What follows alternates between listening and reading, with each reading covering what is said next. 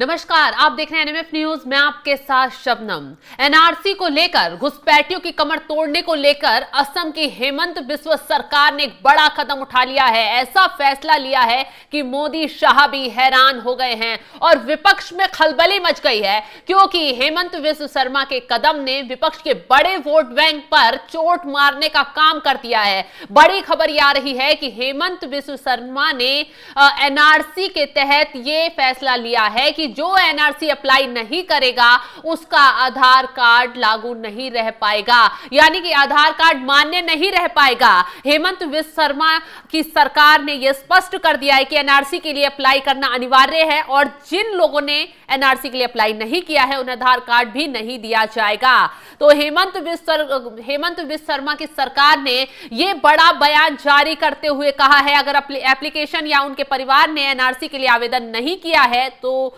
Unique identity card यानी आधार card हासिल करने के लिए सभी आवेदन खारिज कर दिए जाएंगे। कोई भी सुविधा का लाभ लोग नहीं ले पाएंगे जो एनआरसी के लिए फॉर्म अप्लाई नहीं करते हैं। मुख्यमंत्री ने इसके साथ ही यह भी बताया है कि राज्य में बांग्लादेशियों की घुसपैठ रोकने के लिए यह बड़ा कदम उठाया जा रहा है। कैबिनेट मीटिंग में बाकायदा यह बड़ा फैसला लिया गया है जब उथल पुथल बांग्लादेश के लोग घुसपैठ की कोशिश कर रहे हैं। मुख्यमंत्री की तरफ से कहा गया है, असम पुलिस, त्रिपुरा पुलिस और बीएसएफ ने पिछले 2 महीनों में घुसपैठ की कई कोशिशों को नाकाम किया है। यही वजह है कि बांग्लादेश में होने वाली घुसपैठ हमारे लिए चिंता की बात है।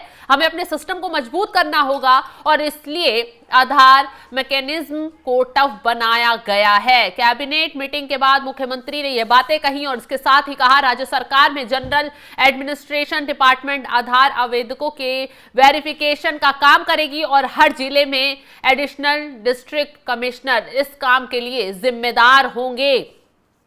शुरुआती एप्लीकेशन के बाद यूआईडीएफआई राज्य सरकार को वेरिफिकेशन के लिए भेजेगी और फिर एक सर्किल ऑफिसर इस बात की पुष्टि करेंगे कि आवेदक या उसके परिवार के सदस्यों ने एनआरसी के लिए अप्लाई किया है या नहीं। उन्होंने साफ कर दिया है कि यह नियम केंद्र सरकार के कर्मचारियों पर लागू नहीं होगा। कैबिनेट में ये प्रस्ताव रखा गया और राज्य सरकार जमा किए गए दस्तावेजों का सत्यापन करेगी। इसके 45 दिनों के भीतर उन्हें यूआईडीआईए को ऑनलाइन वापस कर देगी। यानी कि बता दें कि आखिरी बार एनआरसी 31 अगस्त 2019 को जारी की गई थी, जिसमें से 19,06,657 लोगों को बाहर रखा गया था। 3,30,27,661 आवेदकों में से कुल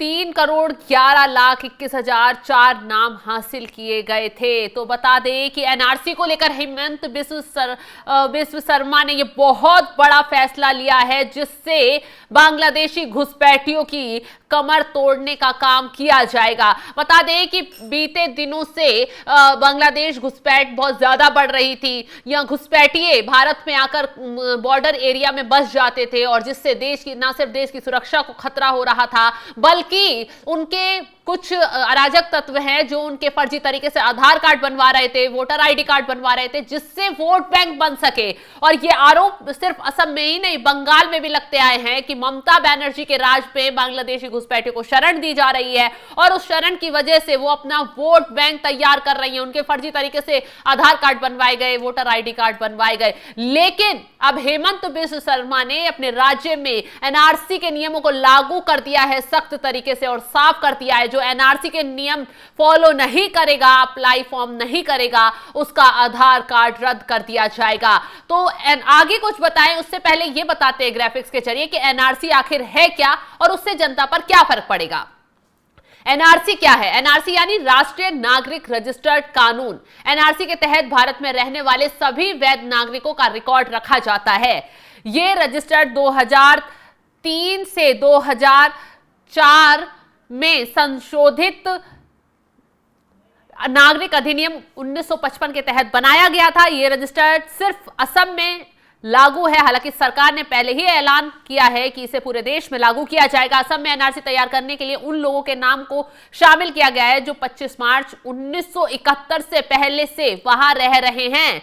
मतलब कि 1971 से पहले जो भारत में रह रहे हैं और उनके पास सारे सबूत हैं, कागजात हैं, उनको मान्यता मिल पाएगी। लेकिन उसके बाद से जो यहां आकर बस गए हैं, उनके पास कागजात नहीं है, वो ये साबित नहीं कर पा रहे हैं कि वो भारत के नागरिक हैं या नहीं, उन्हें नागरिकता नहीं दी जाएगी।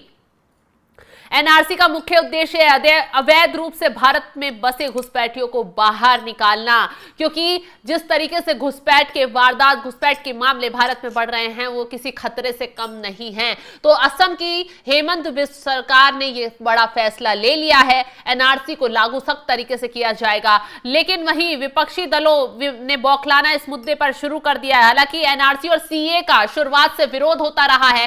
कांग्रेस हो या टीएमसी, तमाम विपक्षी दलों ने एनआरसी के साथ सीए का विरोध किया है और ये विरोध कहीं ना कहीं उन पर ही भारी पड़ता हुआ नजर आया है। लेकिन अमित शाह लगातार सख्त लहजे में कहते आए हैं, देश में सीए भी लागू होगा, एनआरसी भी लागू होगा, फिर चाहे कोई भी रोड़े अटकाए, कोई बर्दाश्त नहीं किया जाएगा। और हेमंत बिस्व शर्मा ने जिस तरीके से सख्त लहजे में यह कदम उठाया है, उससे कहीं ना कहीं विपक्ष को भारी चोट पड़नी शुरू हो गई है। क्योंकि विपक्ष जिस तरीके से, विपक्ष के कुछ दल, कुछ नेता जिस तरीके से अपना वोट बैंक तैयार कर रहे थे, उस वोट बैंक पर हेमंत बिस्व शर्मा ने एक बड़ी चोट मारने का काम किया है। मोदी सरकार को भी हैरान है कि जिस शक्ति के साथ हेमंत बिस्व शर्मा एक्शन ले रहे हैं, वो वाकई तारीफे काबिल है। और अब पूरे देश में एनआरसी को लागू किया जाएगा और उसके साथ साथ अहम नियम के साथ इसके फॉर्म अप्लाई किए जाएंगे। जैसे हेमंत बिस्व शर्मा ने कदम उठा दिए हैं, जो अप्लाई फॉर्म नहीं करेगा उसके आधार कार्ड को रद्द कर दिया जाएगा, सारे डॉक्यूमेंट, जितनी भी सुविधाएं उसे मिलती है वो रोक दी जाएंगी। अब आप सोच ही सकते हैं कि एनआरसी के फॉर्म को अप्लाई करने वाले अगर कोई भी आनाकानी दिखाएंगे या कोई भी चालाकी दिखाएंगे, वो छोड़े नहीं जाएंगे, वो बख्शे नहीं जाएंगे और जो भी घुसपैठिए होंगे उस पर हंटर चलकर ही रहेगा। तो फिलहाल आप पर छोड़ जाते इस खबर को, आप कैसे देखते हैं? हेमंत बिस्व शर्मा का ये फैसला कितना सही है? आप कमेंट कर अपनी राय हमें जरूर बताएं। नमस्कार, तमाम खबरों के अपडेट के लिए भी हमारे साथ जुड़े रहें।